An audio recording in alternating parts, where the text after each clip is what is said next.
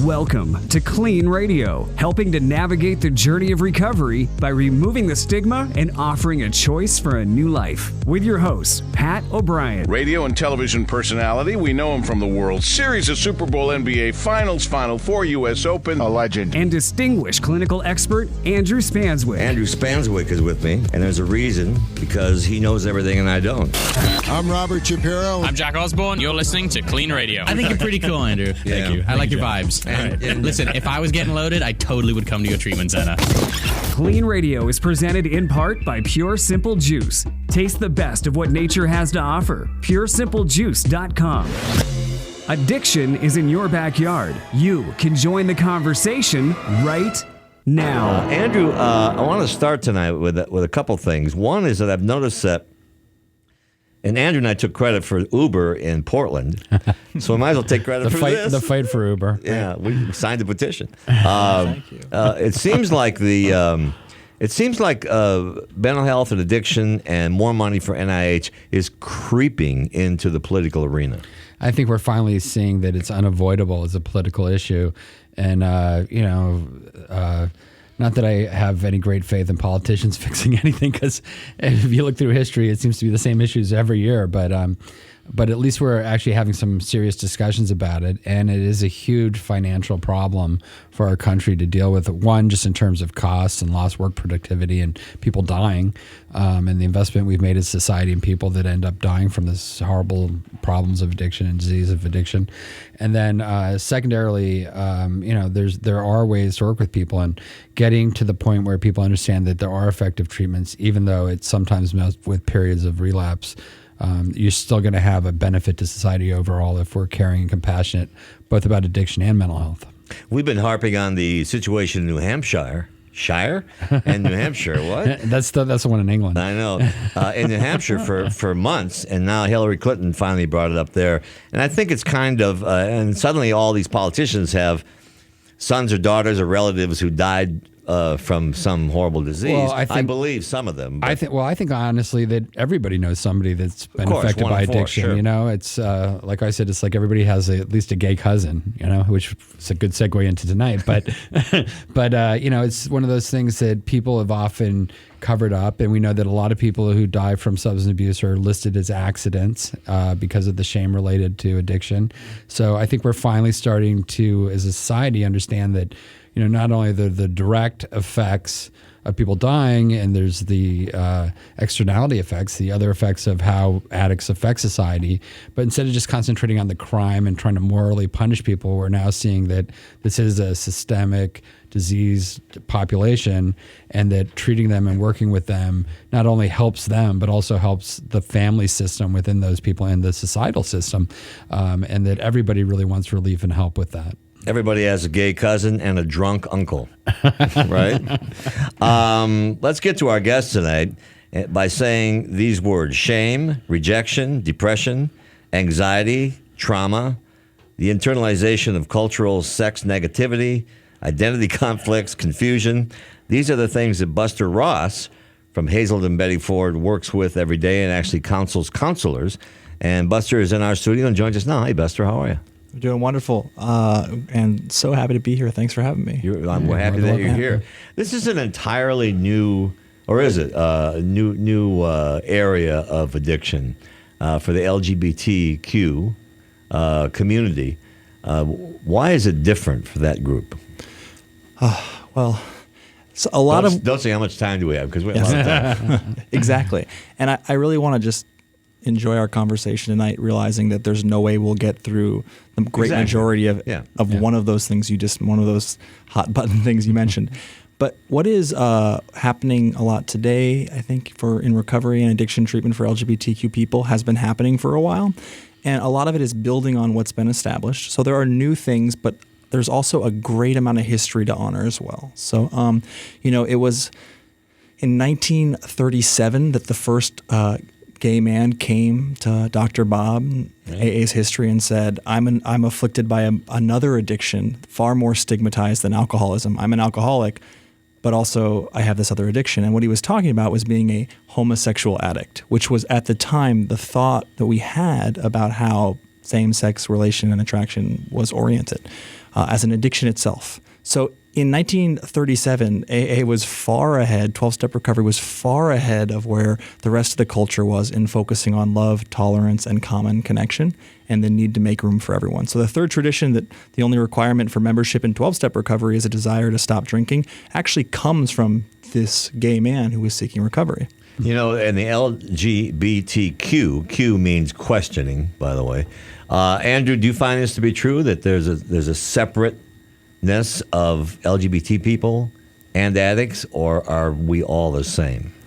Well, I think everybody has more in common than they're different, but there's particular aspects of any subset of culture that has unique issues that can be addressed. One of the things that I like about what Buster's doing, and we'll let him talk a bit more about it than me, but it's about inclusion versus exclusion, I think, a lot of it. And I think as a society, we're starting to realize that inclusion is better for everyone.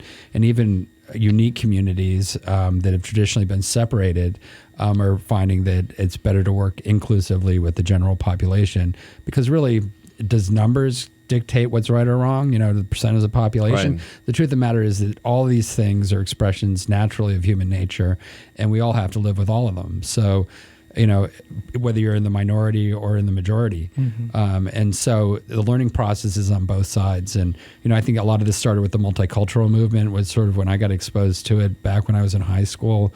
But then, it's really progressed from there quite dramatically and politically as well. I know the answer to this, but Buster Ross is our guest.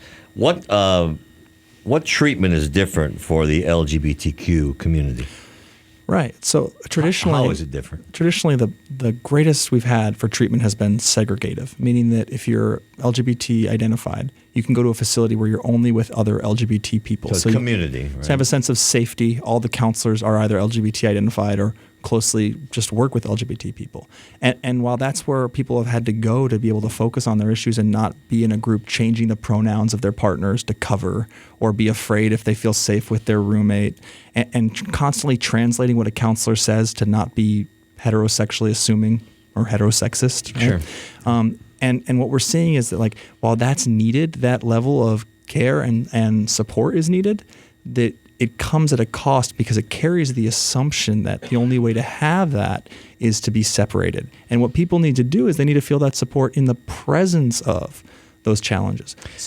Go ahead. Andrew, how much does being gay, lesbian, bisexual, transgender, and an addict, how are the two not related, and how are they related? We know from studies that there's higher rates of addiction in those communities. A lot of that, I think, has to do with basically that the population is highly stigmatized, and it's something that you can also cover up. And also alcohol in particular, and other drugs now like meth, they disinhibit a lot of the shame and the guilt that's associated with the sexual acts. And so for people to feel like themselves or feel accepting of themselves, we see more in older populations a lot of chronic alcoholism. And remember, the cultural centers for the LGBT community back in the 70s and even 80s was the gay bar. Mm-hmm. And so it was all about drinking. That's changed now with the internet, and we see less of that, although there's still quite a prevalence of gay bars that are still, and there's a lot of problems with drinking and drug use. And now meth, of course, has just ravished the gay community. And a lot of it for the reasons I just talked about. But, we're getting to the point now, I think, where we have to look more deeply at the problem and see that, straight people suffer from these same issues. Mm-hmm. A lot of straight people suffer from shame about sex. This is nothing new. Sex has always been something that people lie about and are not truthful about. The fact that someone is gay, per se, makes it more difficult, because the level of acceptance of any behavior, or the ability to cover up that behavior or hide it, becomes much more extraordinarily complex than it is for a heterosexual person. What does how does the treatment differ then if you're gay? This is wonderful. So at I trained. Every question I ask, I feel like it's homophobic, but but that's part of the issue, right? Right. That there's so much homophobia out there and internalized by people that are homosexual that we've gotten to the point where this fear of these problems are but it's also it's a feeling of self-hate. And it becomes internalized, and also it's fear, it's anxiety, it's guilt, it's shame, and these are all things that regular alcoholics and drug addicts feel. But if you're gay, you also have this sexual component as well, where it's been really highly identified. But go ahead, Buster. This is really about you, not me. No. Thanks for bringing that in the room, and I want to really honor that because because what we're basically doing is we've waded into a sexual health conversation, which is all I ever really do, which is where we talk about the issues of gender, of sexual orientation, sex identity, shame, and we don't have to get it right. We just have this conversation and we kind of continue to check in where we're at with it. It's like our Jewish friends talk about the Holocaust, so it doesn't happen again. Right. We have to continue to be able to really communicate and enter in the states of more charged feelings, but remain connected in that. That's what intimacy is really about, and intimacy of recovery.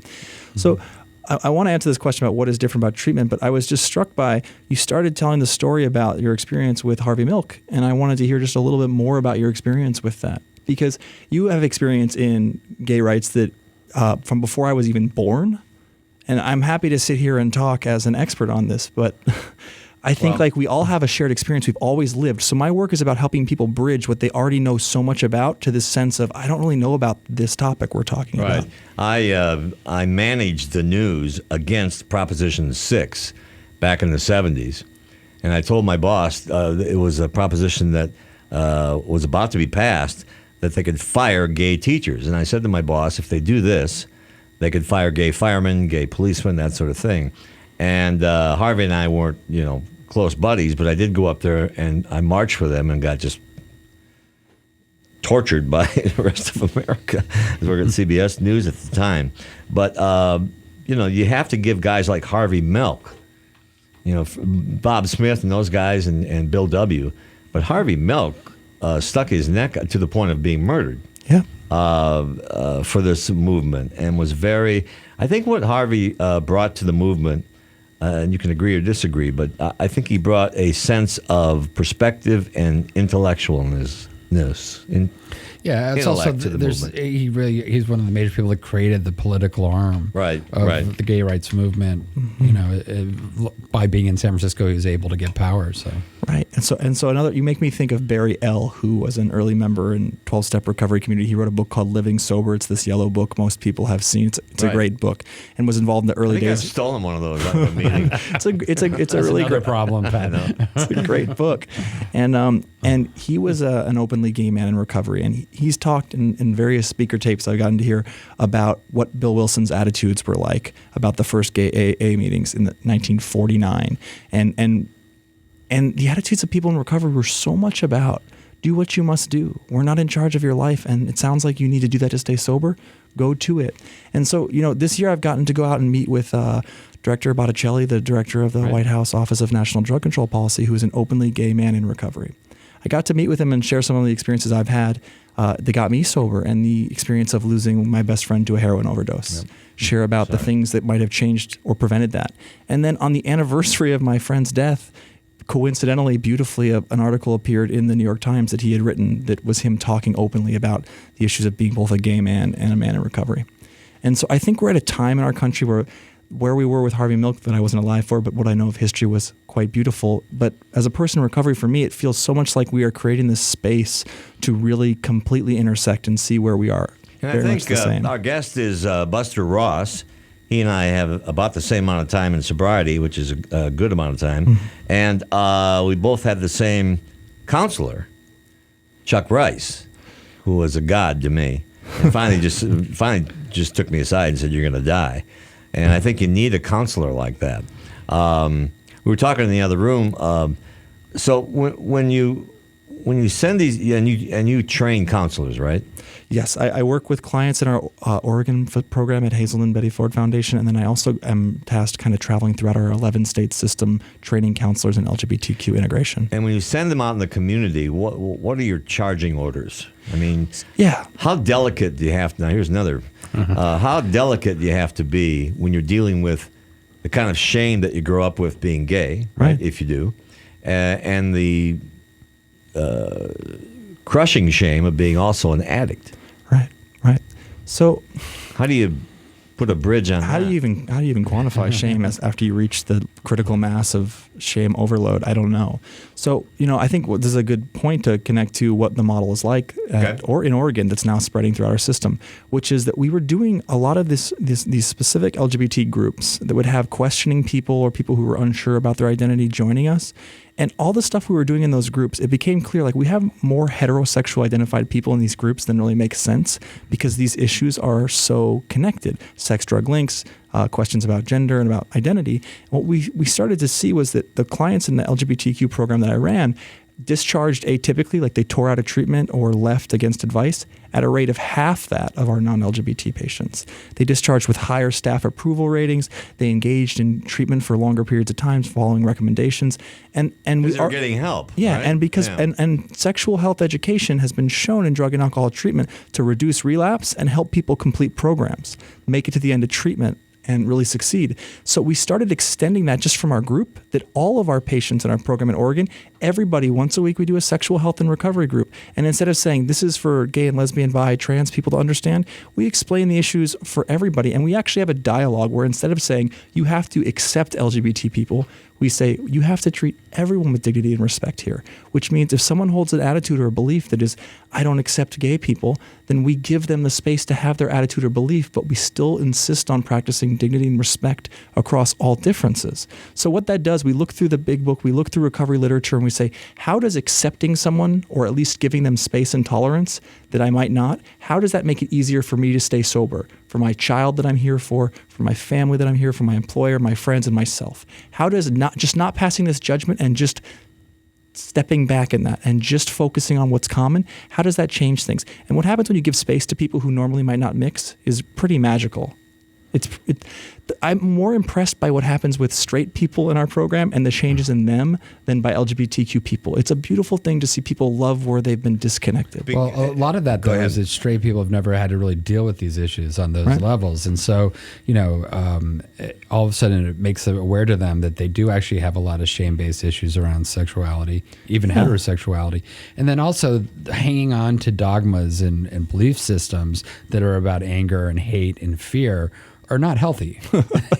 I mean, it should sound obvious, right? But people, there's a lot of groups, a lot of religious groups, a lot of other groups that have dogmas that say that this is wrong and these people should be eradicated or changed or something. And, the fear of having a gay son or a gay daughter and the fear of, somebody in their workforce maybe making it past them, all these like ridiculous paranoid thoughts. Yeah, because they look at it as a note against them. Right. It would be a reflection on them. Yeah. Yeah. And that somehow they did something wrong. I mean, you see that. I don't think you see it as much now. Maybe you still do, but I remember really in the 80s, especially with AIDS coming out. I mean, it was a horrifying time. And I remember working with a lot of parents who were just terrified and thought that they had done something wrong. It was all their fault, and that their child was going to die of this, God-given plague and disease, and it just didn't help. Right. Well, there was so little information. Didn't help. Yeah. And at first, it didn't help with, but one of the, I think, the good things, if you can say this, that came out of HIV and AIDS was that it really did open up politically the conversation about that it wasn't just a gay plague and that it was going to affect everybody, and this idea that some disease would eradicate an unwanted portion of the population. Magic Johnson. Right. But it showed that, and then people were like, oh, it's like, I hate black people, but I have one. But my best friend is black, but he's not really black. It's like, people make that same rationalization with gay people. Oh, I hate gay people, except for my friend Rick, who's gay. Right. And he's okay. He's not like the stereotype of gay people. And that type of self-fooling and self-delusion about thinking that one gay person or that one black person is different from other gay people or black people because you just happen to be a white male or a white female. It's just ridiculous. And I think we were getting past that, but it's still really difficult. There's a lot of things to get to tonight. One is you can call in if you're gay or lesbian or bisexual or questioning or wondering who you are. which is sort of everybody. Or even if you're straight and want to talk about it. Exactly. Right. And that would be even a better call. 800-222-5222, 800-222-5222. Transgender has already won a couple of Emmys tonight. Is that a breakthrough that people have accepted that program? I think the issues in trans community are really important for people to sink their teeth into from so many cultural entry points. I think that gender is actually race, and that people don't quite make this connection yet. But the word gender itself, prior to us thinking of sex behavior or characteristics, really had to do with noun classification. So it's a way you cluster into a silo. So in some language, there's square objects. And pronoun. Yeah, right. Cylindrical, right? Rectangular, but it's grouping of things, right? And so in French, all bottles are feminine, all computers are masculine, not because they innately are. It's just one of the functions of language. So what we do with gender is we have this way we say, these are the behaviors that go with this, and these are the behaviors that go with that, in a way that we did for people on the basis of race as well. And really, if gender was so fixed, we would see across cultures that female behaviors would always be female behaviors and male behaviors would always be male behaviors. But we don't see that at all. So what it really comes down to is when you socialize people to believe certain ideas about what they can't do on the basis of their gender, those things play out. And when you reinforce you can only do this way, then it plays out that way. So I think what we're going to have to get to is that there's more than one transgender narrative. And we got to start by looking at like Pat, growing up, what is something that you were told you couldn't do because you're a boy or a man that today you depend on as a person in recovery? Going to a bar without having a drink. How about feel your feelings? Sure. Oh, yeah. Well, that's still happening. Yeah. I mean, that happens all through life. So we have to actually transgress across the lines of gender. My parents were pretty liberal on that, and were able to do that. You have a 12-step program I want to talk about as well. And Andrew Spanswick is here, who's trying to shame me tonight by sitting in a higher chair. We won't not get my into fault. that. Well, I know it's not, but look at us. I got the power chair tonight. You should have the power chair every night. Remember, we did the Olympics one year, and Jim Nance walked in and looked at the set. And there was two chairs there, and Nance said, "Which is the power position?" And I said, "Whichever one I'm sitting in." We'll be right back. Don't let addiction to drugs or alcohol steal another year of your life. KLEAN Treatment Center provides world-class addiction assistance that also treats the underlying causes and provides vital aftercare so people can get clean and stay clean. Live, kind, professional help is standing by to provide immediate assistance or to simply answer questions and provide guidance. If you or someone you care about is suffering from addiction, take action now. Log on to KLEANTreatmentCenters.com. That's clean with a K. Yeah, welcome back on this Sunday night, KLEAN Radio, here on the station you're listening to. Or if you're watching us at KLEANRadio.com, please call in 800-222-5222. Buster Ross, what a great name, just kind of rolls off. He had creative parents. Creative parents, right? Yeah. What are you named after? Buster Keaton, Buster Crabbe. And I like Buster Douglas for sure. I was almost named Luke. At the last minute, I was named Buster instead. Buster Douglas. Right. You're white. Right. I know. I know. It's okay. That's pretty. No, it's great. I love all this. I'm Pat O'Brien. Andrew Spanswick is here. Facebook.com/KLEAN Radio. Get used to KLEANRadio.com, and you can see us all the time on there. And we do KLEAN Weekly, KLEAN Monthly, KLEAN Dailies. Andrew and I both do them, and they're usually about what's going on in the addiction current community. events, and also anything that's breaking in news, or just interesting research that's coming out. All right, and we're all kind of looking forward to this big rally on the mall to face addiction. Hopefully it's going to be everything it's cracked up to be. It's definitely has the potential to be enormous. Yeah, it does, and that's what scares me about it. It has whoever gets involved, and Greg Williams we've had on the show, and Joe Walsh. Joe Walsh was here last week, and he's very excited about it. So the 12 steps have never been changed, like the 12 commandments or the Lord's Prayer. In fact, the Lord's Prayer, I think, is the only prayer that's never been altered, really, except the Lutherans tried to throw a couple things at the end of it. What are your 12 steps like? I know you're going to go around and counsel and hold workshops on a different way to look at the 12 steps. So yeah, when I'm doing a presentation, by the way, for those who don't know, a way of life. Sure, designed for living. Yeah. So I'm doing a presentation called 12 Step for Everyone. I'm doing it in Portland, Denver, Albuquerque, New Mexico, and here in LA. Do you get to fly business class? No. That's so wrong. I don't. and I'm actually flying right after some of them to not have to stay in a hotel. But that's, you know what? Seventh tradition. We got to keep it simple. We got to reduce expense and be efficient. But I am so blessed to be able to do the work that I do. And I work with so many amazing people at Hazelden, Betty Ford. And I get to still be on the ground a fair amount of the time, but not nearly as much as the people I work side by side with. Right. And so even in coach, it is what a gift it is to be able to devote my life for the most part to talking recovery with whatever shows up in front of me. Most of us, it's very hard to make a living and live this moment to moment truth of recovery. It's designed for living. When you're as public as I am, I used to spend my whole life saying, Pat, how the Knicks going to do, or how are the, and now it's about recovery, and I kind of enjoy that. I don't get paid for it, but that's kind of a stupid thing to say, right? We have to take a quick break. I don't want to forget the 12 steps here. Buster Ross is our guest. Sarah Gilbert is this one, Patrick. Is our social media chairman. Sarah, how are you up there? I'm doing well. How are you? We're good. Sarah's in Seattle. Say hello to Buster Ross. Hello. You're in Portland, right? Yes. Love Portland. All right, great. So we do have a few questions tonight from our social media. All right. First one from Laura.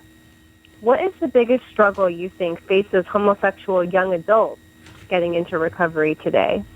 Great question. So the research published in the Journal of Gay and Lesbian Social Services that I co-authored with some colleagues from Hazelden, Betty Ford, showed that clients have been to 3 times as many detoxes, twice as many inpatient episodes by the time they arrived to treatment with us, and that they had 50% higher rates of previous depression disorders, and 50% higher rates of anxiety disorders that had been diagnosed, as well as 3-fold the rate of sexual abuse histories, twice as likely to report physical or emotional abuse histories. Basically, if I had a graph, everything was just bigger, more significant. And it's not to say that gay and lesbian people have to deal with depression and anxiety. It's that they actually have to deal with diagnosis of depression and anxiety, so that those experiences have been made into things that are inside of LGBT people that make them further broken, versus recognizing that those are actually reasonable and healthy responses to growing up gay in a straight world. I'd hope you would be afraid for your safety.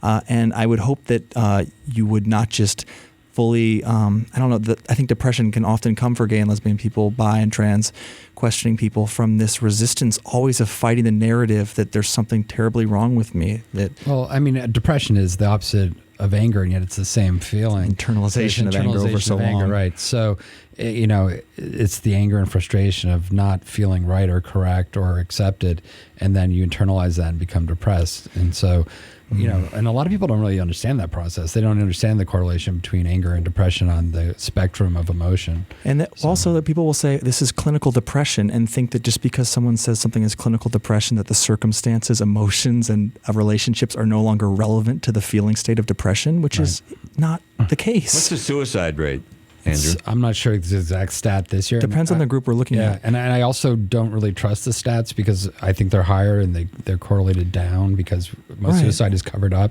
by accident. Especially overdose death. Yeah, overdose deaths. And a lot of, suicide is, and drug addiction is multi-causal. There isn't a single reason or a single way things happen. It's not like suicide is, you get in that box and you commit suicide.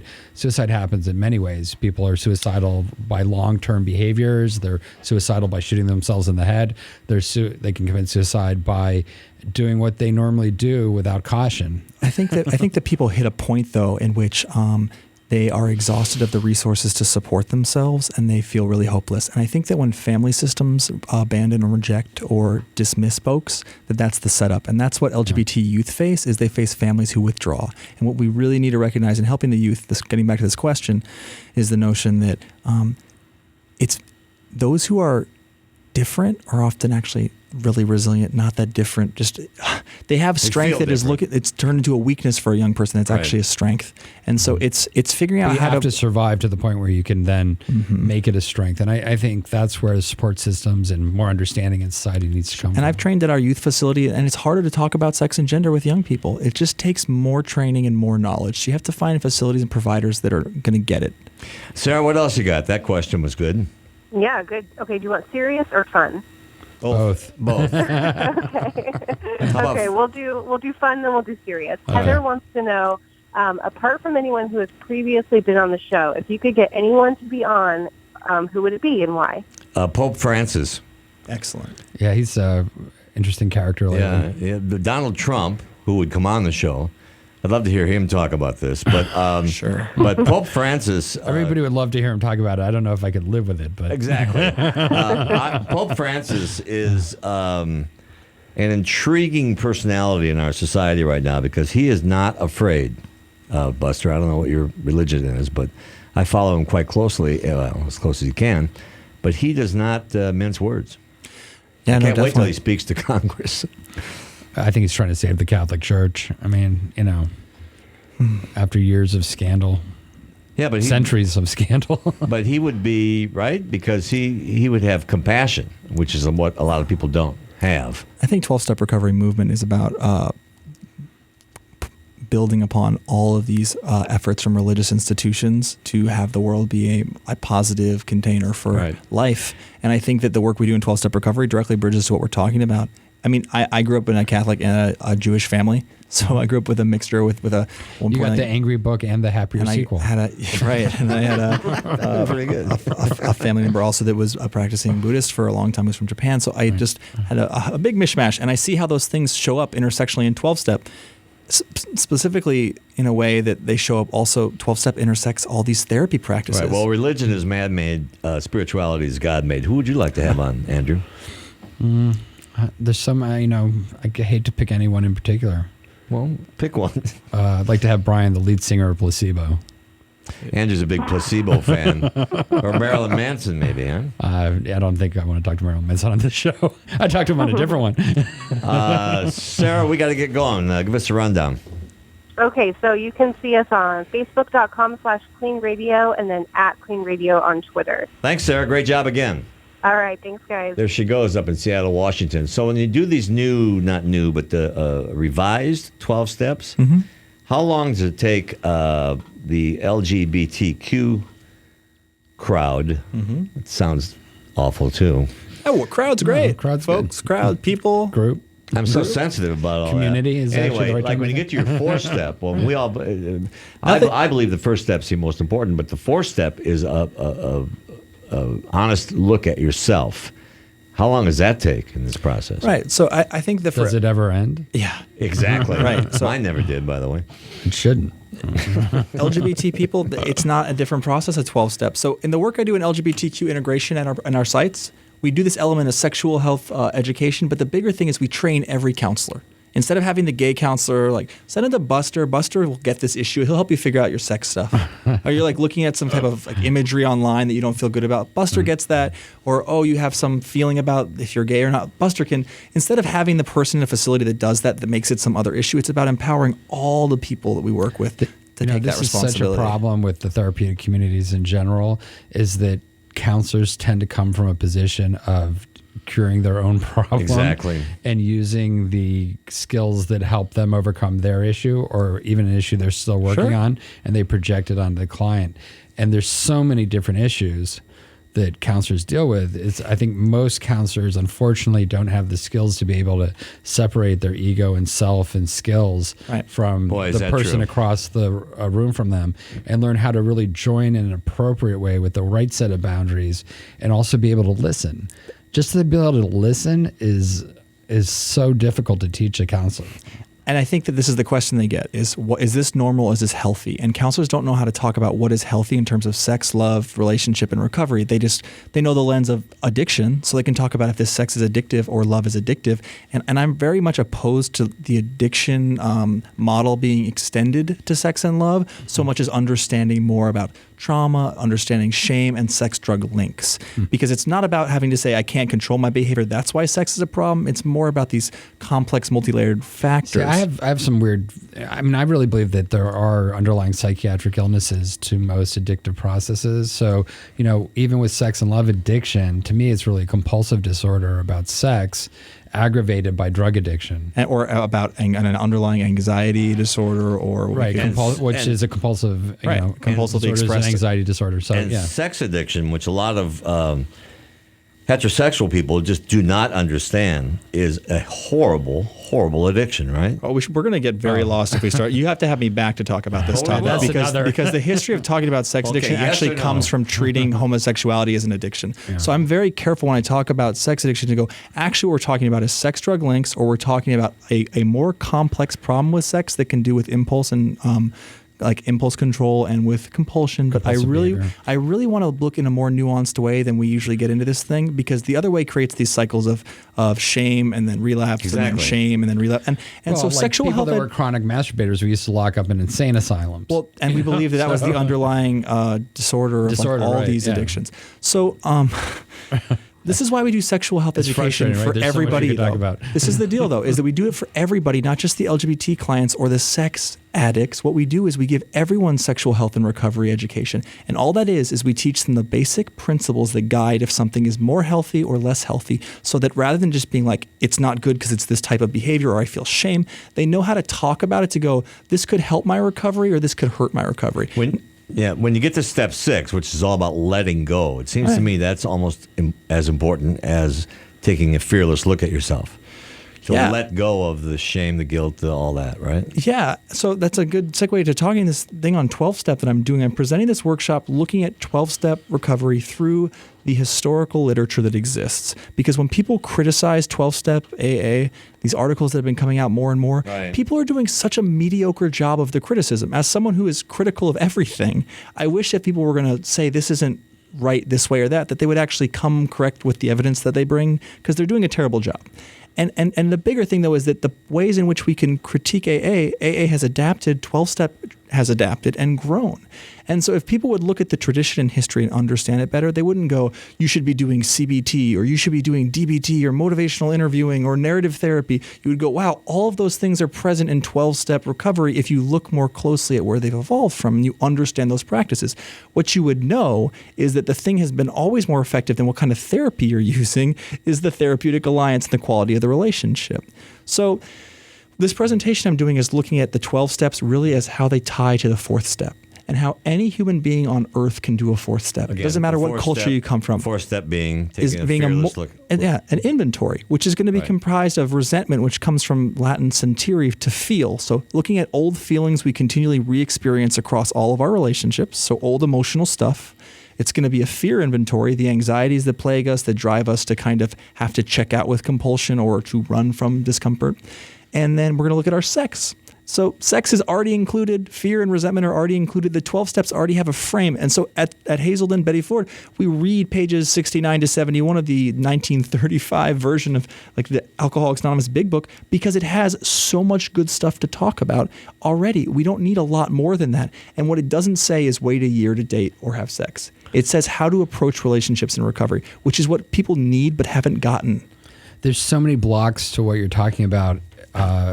In terms of society, my dad was a biophysicist at Cornell, so I grew up with someone who was very hard science based, and he had issues with me going into what he considered at best soft science, being social science, and yet before he died, he really understood what it was about and that it was actually much more complex than even hard science in some ways.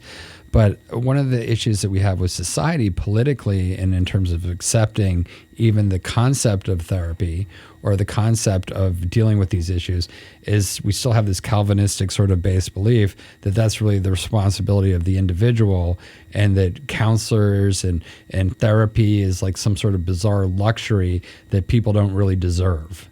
And that, therefore the act of being in a therapeutic relationship at all comes with its own shame and degradation, and it's a crutch and all this kind of stuff. And one is that it is very expensive to provide it to a lot of people, so that's a big excuse for people not to do it. And two is that you're very insightful into the process, but a lot of counselors aren't. And now we have all these unlicensed people like life coaches, spiritual advisors, physical healers, God knows what else, that are representing themselves really as therapists and counselors. And most people don't know the difference. Like, I can't believe how many people don't know the difference between a psychologist and a psychiatrist. Right. And so. Which the difference is one can prescribe medication, one can't. Right. Well, everybody knows that who's listening to the show. And psychiatrists also have a medical degree, so they've actually done a lot more work on physical health physical treatment, maybe I should say. Are there, Buster Ross is our guest from Hazelden, Betty Ford. I went to both of them. Did you get good sexual health education in either of those programs that many years ago? Maybe that's not a fair question. No. I mean, I had some counselors that I thought were a thread away from relapsing, and a couple of them did. I had counselors who said the meanest things to me, and I'll never understand that. Well, I'm here to make amends for that, apparently. I'm paying you to tell me, like when I did my 4-step, this is actually true, and they were right on this one. When I did my first 4-step, it was like 2 pages long. and my counselor, who had been watching me on TV for years, has seen me all, he said, he ripped it up in front of my face. He said, "You're joking, right?" I said, "No, this is everything very dramatic. Everything I've already done." He said, "No, it isn't. So I've heard more stories about you than are on these papers." Is there a militant group in this alphabet group that comes in and just doesn't want any part of this? You know what I mean? So we don't need help, and no, good. There's not. But but the thing is that there's many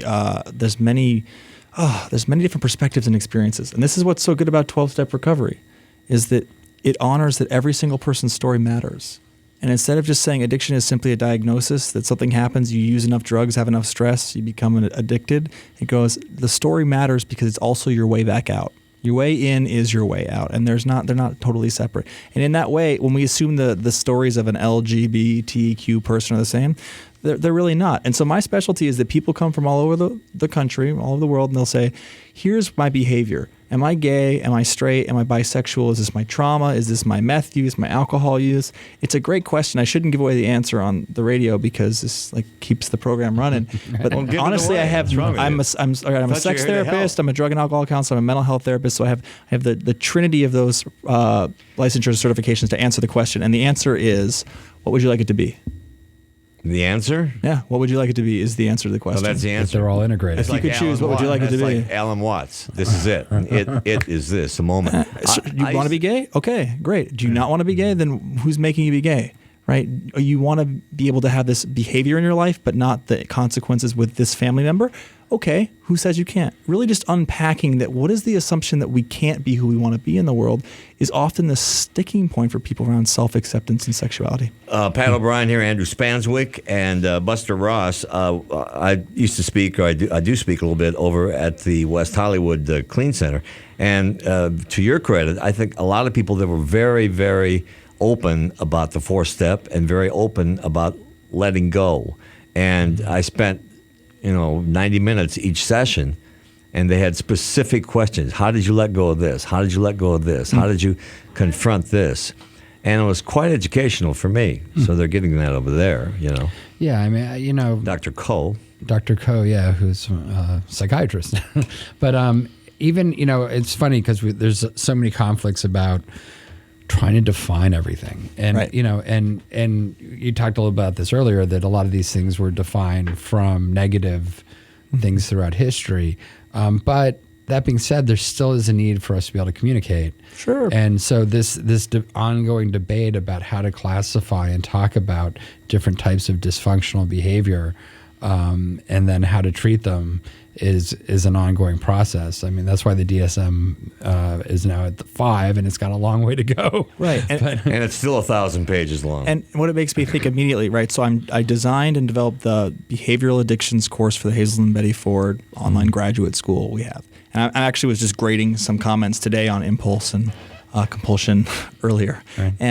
And so in designing that course and looking at all of the latest research of a variety of psychiatrists, medical doctors from different focuses in the field, it is just so apparent to me that if each person would read all the current research across behavioral addictions, they would think differently about addiction, substance or otherwise, and that we've got to get a little bit further. So there are now over 200 different types of 12-step fellowships. It's absurd to say that there really is a need for 200, not just 200 groups, 200 different focuses, right? And that using the addiction like as a term to explain that may not be the end game. But what people have been trying to do is how to take this solution of 12-step and make it available to everyone. And we are all in the family, we are all in the culture and the system that is so plagued with this problem right now that we could all use to look at the solution that's been found. Well, part of the problem, I think, with unstructured self-help groups is that they tend to create groupthink and then myopic sort of focuses that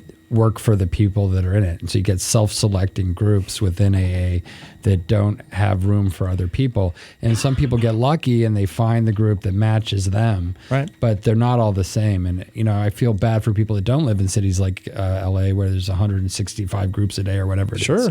But 3,000 meetings a week. But a small town where there's only one group every week. And, those are the people that hopefully technology is going to bring more information to and more information. But there's just so much work to do. And this is why I admire both of you, because that first meeting with a counselor who is going to look you in the eye and say, you need help, your first reaction is to recoil. Mine was. And it took me 4 rehabs to figure that out. But that's why it's so crucial to have counselors who have empathy and compassion and maybe have been through some of this, right? Yeah, and I'm really excited for all the counselors I work with who are going to have heard our exchange about your experience some years ago and are going to take pause to think about today, what the work is that they do today. Because I think our field has come a long way from this kind of only big book thumping approach to realizing like we can also sing the music of recovery as much as we can like bang the book. Right. And there's a lot of ways to pull people's heart and hope into this thing. Took me a long while, because of my... I had to get sober. I'm sorry we couldn't work. I wasn't there yet either. But it's easy to forget how far culture comes. I mean, everybody talks about, how awful the world is today, but I can't think of a time in history I'd go back to. You know what I mean? No, I wouldn't go back to yesterday. Everything is progressing and getting better, except for maybe the state of the planet. But as far as like human beings and our culture and stuff like that, we are improving. All this work that people are doing is a positive message. There are some people that are still stuck in fundamentalist, dogmatic craziness, and hopefully they'll come around. The big thing that I think the key word is tolerance. I try to be tolerant of them. I wish they'd be more tolerant of me, but that's the work. Yeah, but that's the work. We've got about 2 minutes. What did we leave out? Everything. So I'm going to be speaking here in LA at the Betty Ford Center West LA Clinic on October 1st. It's from 6 to 9. 6 to 7 is networking. It's a 2-hour presentation. If you're a therapist or a counselor and you want to know more about working 12-step and how I would suggest you try working it yourself even if you're not in recovery, just on the solution basis, then you can come. You can get 2 CE credits that will be acceptable through NADAC, the National Alcohol and Drug Counseling Association. And you could come as a person in recovery or a family member or a friend just wanting to better understand 12-step. Also going to be in Denver and Seattle and Portland. You can find that at hazeldenbettyford.org under our events. We're going to have some events at the National Mall thing that's happening, the rally on the 4th of October as well. And an online training for LGBTQ integration for counselors is rolling out through our whole 11-state system and will be available to counselors outside of Hazelden Betty Ford at no cost in the coming months, which is a really exciting thing to be able to do to shift our whole field versus just to have the secret to not discriminating in all our interactions with clients. Right? We got to go. But Buster, thanks for coming in. And I didn't mean to be so abrupt there, but that's okay. I got to say this, though, that your book is amazing. Oh, thank you. And I really want to encourage, I'm giving away some copies of it on Twitter at LGBTGIF, but more so I want to encourage people to get the audiobook instead because it's charming. Andrew is charming. I like the audiobook. It has some expletives. It relieves his pain. It relieves pain. When you sit there and read for 8 days, you say, "Oh, F it." Buster, you'll come back, right? I would love to. It was such a pleasure to join you. Man, this is a great topic, and you're very good at it. We'll see you in Washington. Thank you. We'll see you in Washington, and we'll see you on the mall, and we'll find you somewhere. Or you'll find us. Andrew, it's a big tent, and there's lots to do. Yep. How's that for an opening? Well, let's try and get everybody on the same page and move forward. Yeah, and I think more and more people are on the same page now, and even it's as happening. opposed to we still live in a capitalist society where everybody's trying to sell something. Love and tolerance is our code. There's too much going on. Anyway, I'm Pat O'Brien. He's Andrew Spanswick, and Buster Ross is our guest. Thanks for joining us on KLEAN Radio for this Sunday night. Now go back to the football. Now go back to the Emmys, and we'll see you soon. Thank you. Don't let addiction to drugs or alcohol steal another year of your life. KLEAN Treatment Center provides world-class addiction assistance that also treats the underlying causes and provides vital aftercare so people can get clean and stay clean. Live, kind, professional help is standing by to provide immediate assistance or to simply answer questions and provide guidance. If you or someone you care about is suffering from addiction, take action now. Log on to KLEANTreatmentCenters.com. That's clean with a K.